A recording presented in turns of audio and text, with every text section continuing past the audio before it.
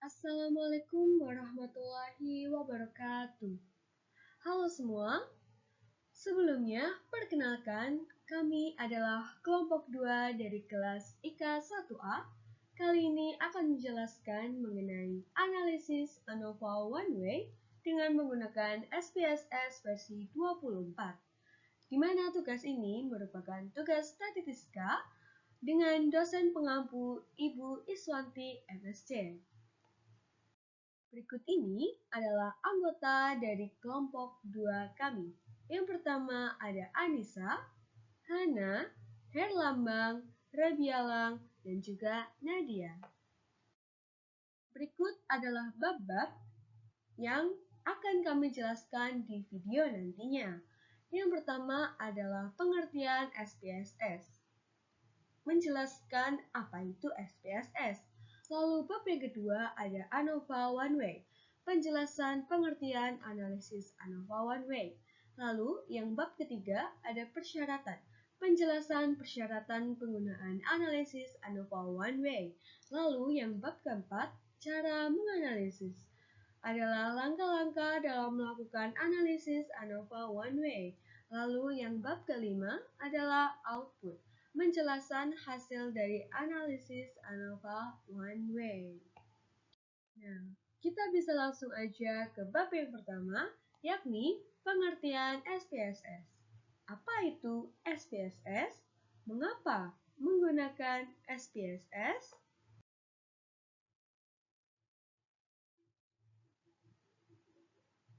Penjelasan SPSS. SPSS adalah sebuah software pengolah data statistik atau yang digunakan untuk analisis statistik interaktif atau batch. SPSS merupakan kepanjangan dari Statistical Package for the Social Sciences. SPSS memiliki tampilan yang user-friendly dengan cara penggunaan yang mudah. SPSS biasa digunakan untuk pengolahan dan menganalisis data yang memiliki kemampuan analisis statistik serta sistem manajemen data dengan lingkungan grafis. SPSS juga digunakan oleh peneliti pasar, kesehatan, perusahaan survei, pemerintah, pendidikan, organisasi pemasaran, dan sebagainya. Selain analisis statistik, manajemen data dan dokumentasi data juga merupakan fitur-fitur dari software dasar SPSS.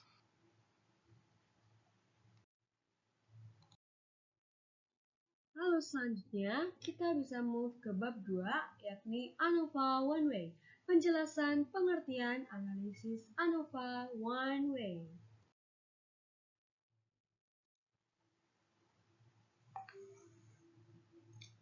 Halo teman-teman, kali ini aku akan menjelaskan analisa One Way ANOVA.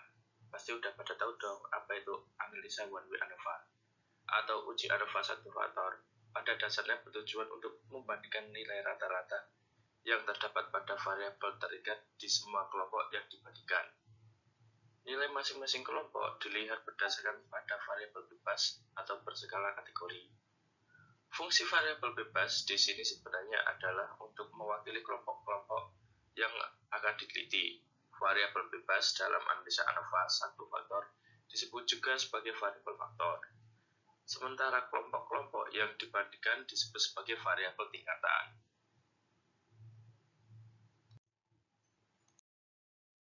Lalu yang bab ketiga ada persyaratan, yakni penjelasan persyaratan penggunaan analisis ANOVA One Way.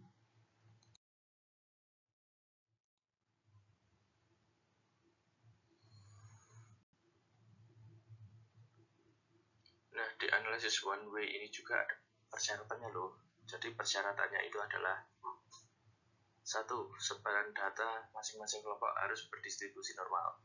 2. Variabel terikat harus mempunyai kesamaan variabel atau bersifat homogen. Dengan demikian, tentunya kita harus melakukan uji homogenitas terlebih dahulu. 3. Subjek dalam setiap kelompok harus dipilih secara random atau acak dengan menggunakan teknik probabilitas. 4. Dalam data penelitian untuk variabel terikat idealnya berskala interval. Sementara, jika data penelitian yang diperoleh berskala ordinal, maka sebaiknya ditransformasi atau diubah menjadi skala interval terlebih dahulu. Transformasi data bisa lakukan dengan MSI atau metode successive interval. Yang kelima, kelompok yang dibandingkan harus berasal dari sampel yang berbeda atau tidak berpasangan. Dengan kata lain, responden penelitian untuk masing-masing kelompok harus berbeda. 6. Variabel bebas idealnya bersifat non-metrik atau berskala ordinal. Selanjutnya adalah cara menganalisis atau langkah-langkah dalam melakukan analisis ANOVA one-way. Selanjutnya, di sini ada salah satu contoh masalah yang dapat diselesaikan menggunakan analisis ANOVA one-way. Berikut ini disajikan data IPK mahasiswa antara mahasiswa yang berasal dari desa, pinggiran, dan kota. Apakah ada perbedaan rata-rata IPK antara mahasiswa yang berasal dari desa, pinggiran, dan kota? Manakah antara ketiganya yang memiliki IPK paling tinggi? Maka kita akan mengujinya menggunakan video berikut ini.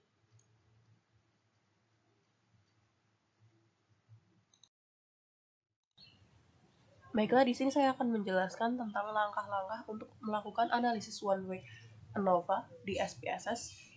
Di sini adalah contoh studi kasusnya. Kita akan merekam data tersebut ke dalam dua kolom, yaitu kolom pertama tentang asal daerah dengan kode 1 desa, kode 2 pinggiran, dan kode 3 kota. Kolom kedua yaitu tentang IPK. Oke, kita akan masuk ke aplikasi SPSS langsung. Di variable view, kita akan memberi keterangan tersebut dengan di sini X1 di nama, lalu untuk labelnya adalah asal daerah. Lalu kemudian pada value-nya kita akan mengisikan 1 yaitu desa, 2 pinggiran, dan 3 kota. Oke. Untuk kedua namanya adalah X2, labelnya adalah IPK. Lalu selanjutnya kita akan menginput data pada soal tersebut ke dalam aplikasi SPSS dan akan seperti ini. Langkah selanjutnya adalah melakukan analisis dengan menggunakan menu di sini, analyze, lalu compare means. Di sini kita akan memilih one way ANOVA. Akan muncul seperti ini. Dan di sini dependent list kita menggunakan IPK atau X2, lalu faktornya adalah asal daerah atau X1. Lalu pada post-hoc kita akan mengatur ya LSD dicentang, lalu continue. Selanjutnya pada option kita juga akan memilih descriptive, dan homogeneity. Lalu continue. Jika sudah seperti itu, kita tinggal menekan OK untuk mendapatkan output seperti ini.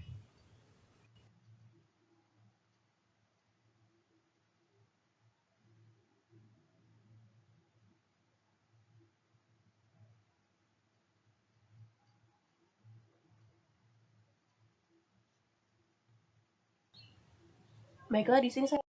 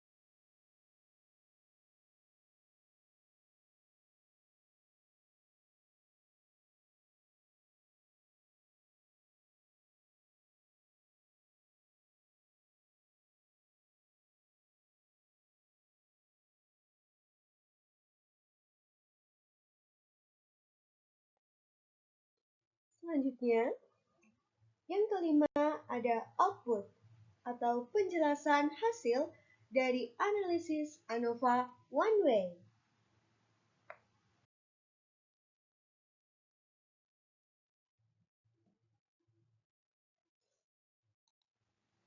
Kali ini saya akan menjelaskan interpretasi output uji one way ANOVA yang telah kelompok kami lakukan. Nah, yang pertama adalah kita bisa lihat ini adalah deskriptif. Nah, berdasarkan output SPSS deskriptif ini, kita dapat melihat perbedaan rata-rata IPK mahasiswa yang berasal dari desa, pinggiran, ataupun dari kota dengan rincian sebagai berikut. Yang pertama, rata-rata IPK mahasiswa yang berasal dari desa adalah 2.8300.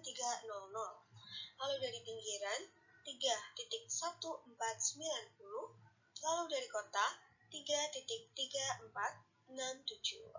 Nah, dengan demikian, maka secara deskriptif dapat disimpulkan bahwa rata-rata IPK mahasiswa tertinggi adalah yang berasal dari kota, yakni sebesar 3.3467. Seperti itu.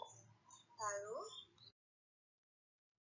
selanjutnya adalah bisa kita lihat di sini ada test of homogeneity of variance. Nah, berdasarkan output SPSS test homogeneity of variance diperoleh nilai signifikansi sebesar 0,986. Nah, karena nilai signifikansinya ini lebih besar dari 0,05, maka dapat disimpulkan bahwa varian ketiga sampel ini yang kita bandingkan ini sama atau homogen, sehingga asumsi homogenitas dalam uji one way ANOVA terpenuhi. Lalu, di bawahnya ini kita bisa melihat tulisan ANOVA. Nah, jadi ANOVA ini tuh dapat menguji apakah ketiga sampel ini mempunyai rata-rata yang sama ataupun berbeda. Jadi, untuk dasar pengambilan keputusan dalam analisis ANOVA, yang pertama, jika nilai signifikansi lebih besar dari 0,05, maka rata-ratanya itu sama. Namun, jika nilai signifikansinya itu kurang dari 0,05, maka rata-ratanya itu berbeda. Nah, berdasarkan output ANOVA yang telah kita lakukan, diketahui nilai signifikansi sebesar 0,000, di mana nilai ini tuh kurang dari 0,05, sehingga dapat disimpulkan bahwa rata-rata ketiga sampel tersebut berbeda secara signifikan. Seperti itu. Lalu, selanjutnya.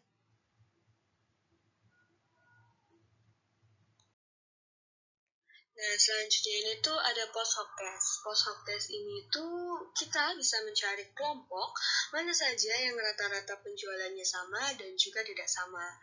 Nah, jadi pengujian Turkey HSD adalah pengujian perbandingan jamak untuk menentukan apakah rata-rata penjualan tersebut signifikan dalam jumlah analisis varian. Sebagai contoh, kita akan membandingkan rata-rata IPK mahasiswa yang berasal dari desa, pinggiran, dan juga kota.